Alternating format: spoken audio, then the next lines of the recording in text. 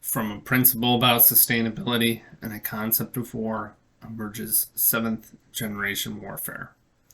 This is Seventh Generation Warfare, and I am your current host, John Nelson. This episode will be taking an introduction into family anthologies, or what my family anthology will look like. I noticed from my own family and some friends that many people have interest in genealogy. That I think it tends to happen around my position in life. Just becoming a family man, starting to have kids of your own. You really start to look the other way too, of like, where did I come from? But it tends to be short-lived.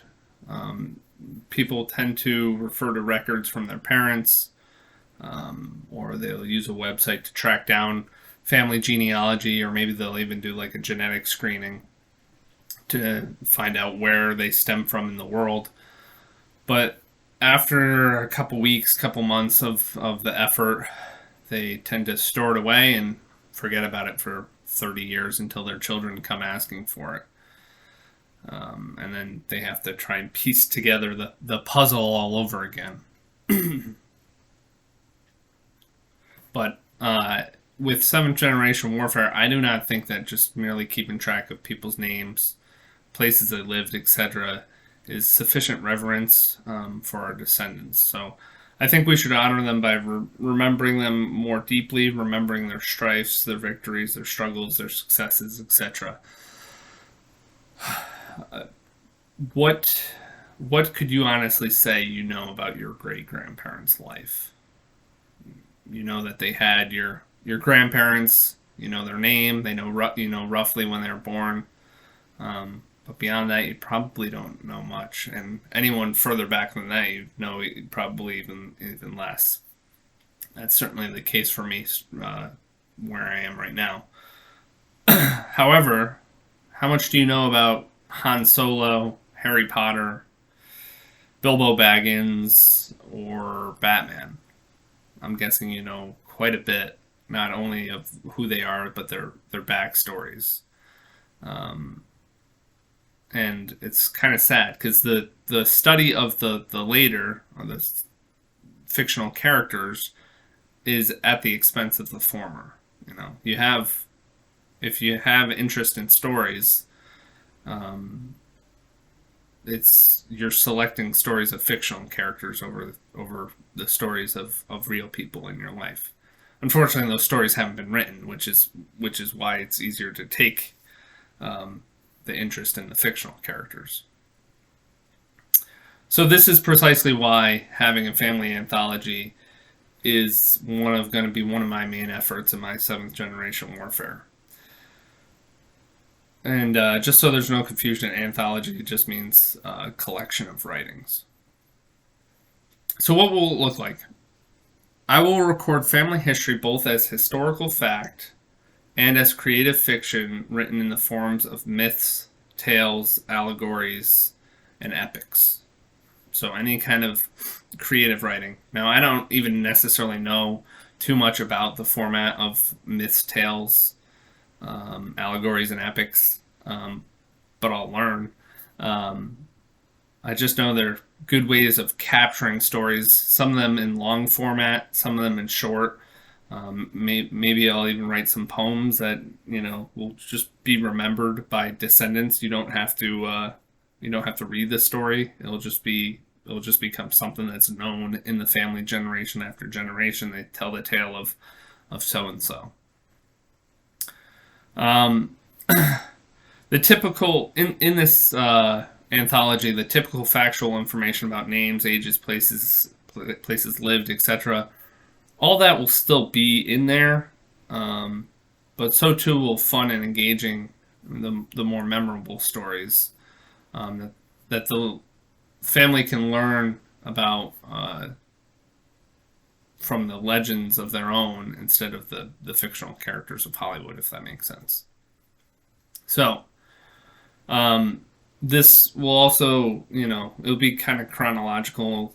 It'll come down, but what I'll be actually doing is creating a perpetual ledger of family history, of my descendants, where they came from, what their trials and tribulations were, what virtues they expressed, and what we can learn from them. Why am I giving so much thought to this? Well, I've spent a good portion of my adult life feeling like I've had to relearn lessons that were previously hard learned in the past, but they were never passed on to me, or they were never told to me in a way that left an impact. The power of story cannot be underestimated. That's why the fifth generation warfare fighters spend so much effort in getting into people's heads through stories, through literature, but really today it's movies and TV. That's where the social programming happens. So yeah, I mean, maybe my family anthology is a little bit of a form of fifth generation warfare, but if you're reading stories, you're being influenced one way or another. So might as well be influenced by the stories that are positive about your own family, rather than whatever garbage or social dysfunction the major broadcasting channels want to put in your head. And so, as a parent now today, I want to stop that in its track. I want my kids. I don't want my kids to have to relearn the hard learned lessons. Now, that isn't to say that, some lessons you do have to learn for yourself, and certainly you got to leave room for your kids to learn those hard lessons themselves. But the point is that there's plenty that we can learn, and there's no reason why we can't learn that from our family, which would also just reinforce that tribal sense. Now, I'm not a very tribal person per se, but the greatness of the effort. You're not going to get seventh generation warfare fighters out of your children if they don't embody it. And one way they'll embody it is feeling that connection to the past. Another additional attempt to have my descendants live fulfilled, ethical, and purposeful lives. I'd like to start, it's not really up to me, start a tradition where the children write the biographies and or fictional folklore on their parents after their parents have passed. I mean, they can start it while their parents are alive, but the point is that you're not writing your own biography. Your children are writing and recording you into the anthology. This means that my children will be the author of my life, both literally, in that they'll be inscribing my tale in the anthology for all time. It'll be Life of John Nelson by, name one of my children. But also figuratively, as they will become the authority that I will need to do right by in order to secure praises in the chronicles. So, since I can't just go and write, pro John propaganda in the anthology, the judgment of who I am as a character will be left up to my kids. And for my kids, the judgment of their character will be left up to their children. I'll start this tradition by drafting, stories on my ancestors as far back as I can collect it, and do the same for my wife. Unfortunately, my parents aren't gonna do this. They'll help me with the questions I have about their parents and grandparents, etc. But they're not writing biographies on their parents. I don't think. We'll see. As this effort expands, maybe they'll get more into it. So after I create the stories as far back as I can go with descendants, I will draft 2 books. They'll be known as Nelson Volume 1. My last name's Nelson, and Stafford Volume 1, which is my wife's maiden name. And those 2 books will be our individual family anthologies. And then when my children have children, we will combine those two volumes into what would be Nelson Volume 2, and that would be presented to my children.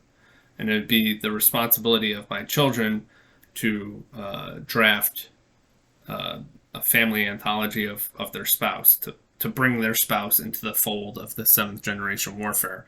So we got, me and my wife have Nelson Volume 1, Stafford Volume 1, put them together, hand it to my kids, that's Nelson Volume 2. If it's my son, they'll collect their wife's Volume 1 with Nelson Volume 2 and hand it to their children as Nelson Volume 3. Or if it's my a daughter that I may have, they take Nelson Volume 2 with their husband. It would be husband Volume 1.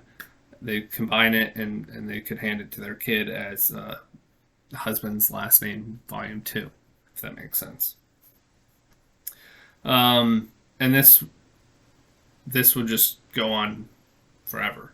So I in my mind, I hope I see that, eight generations from now, some great grandchild of mine is handing Nelson Volume 8 over to their child, and it's got stories all the way back to me and all the stories that I've written from before me, and then not only the Nelson volumes, but all the spouses volumes. So although the book I'm going to hand to my children is probably going to be about that thick, it'll quickly grow, and I think it'd be amazing if in 10 generations it's a whole library.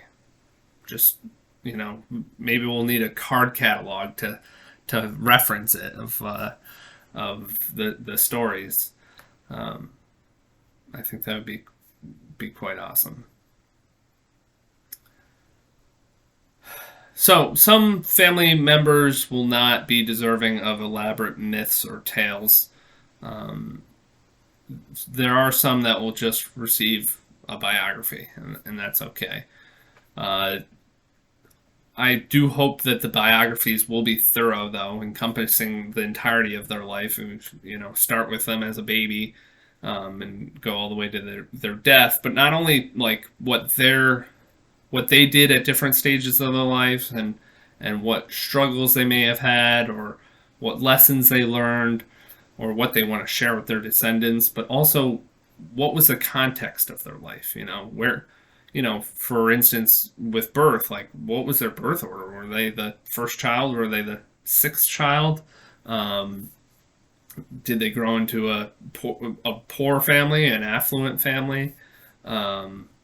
Did they have any childhood illness? Like all of those things could get wrapped up, like in the beginning of the biography.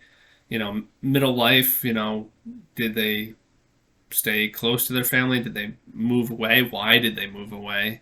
All those kinds of decisions. Their marriage, did they marry really early? Did they marry when they were older?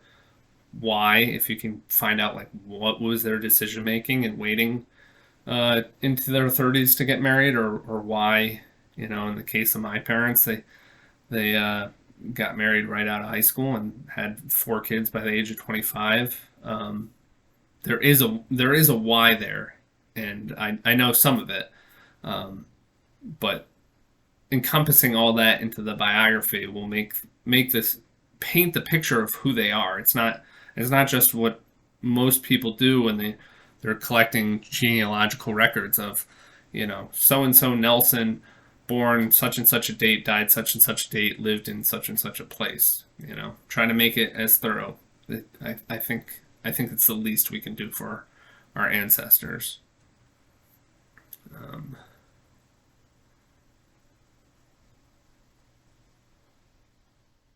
And just another thing, I think, I hope all my descendants, especially with this in place, really strive for greatness. But the real effort, above striving for greatness, I think more important is just continuing to be a seventh generation warfighter thinking critically about our own lives and how we're setting our children up for success or failure, and wanting to continue some of these traditions that I'm starting, I think that's more important. So some of the most deserving people of respect might not, of my ancestors or my descendants, but also my ancestors. Some of the most deserving people of respect may not have done anything objectively great in their lives. They could just be the average. They from outside appearance, they could just be an average Joe or Jane. But I think painting the accurate picture of their life will recognize them for what they have contributed, and I think that's a good thing to do. Going back to the children being the authors of their parents, in an attempt to make it more accurate, I think that the children should consult or collaborate with all their siblings on writing their biographies for their parents. Now, for us starting out seventh generation warfare, you might not have siblings that are very interested, but when you get a couple generations into seventh generation warfare and they're seeing the fruits of the labor they've received a family anthology, I think the children, if you have 4 kids, I think all 4 kids would be happy to contribute in some way, and that would just balance out the perspective. One child might not really understand why the parent did something, and might be holding a little bit of a grudge about it or something. But it's possible the sibling fully understands the situation, especially if, like, I'm the youngest of 4, so I was not cognizant for some of the stuff early on that my siblings may have experienced. So just having the children collaborate, I think, is a beautiful thing. So that is in essence, what I plan to do for my family anthology.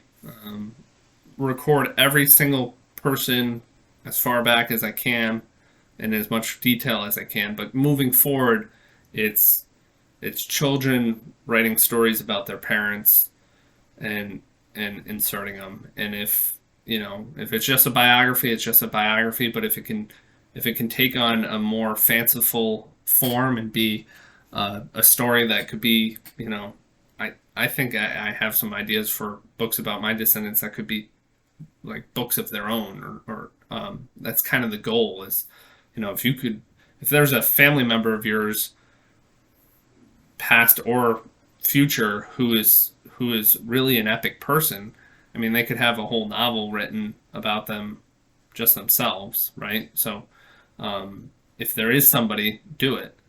Respect them that way. So moving forward, I'm going to be diving into some of my genealogy. I will be collecting as much data as I can on my ancestors and processing it into intelligence, and then recording it in my family anthology. So please give comments on what you think of this idea. If you have any other feedback, I'd like to hear it. Please like and subscribe. This is 7th Generation Warfare. I am your current host, John Nelson, and this was an introduction into family anthologies. Thank you for watching.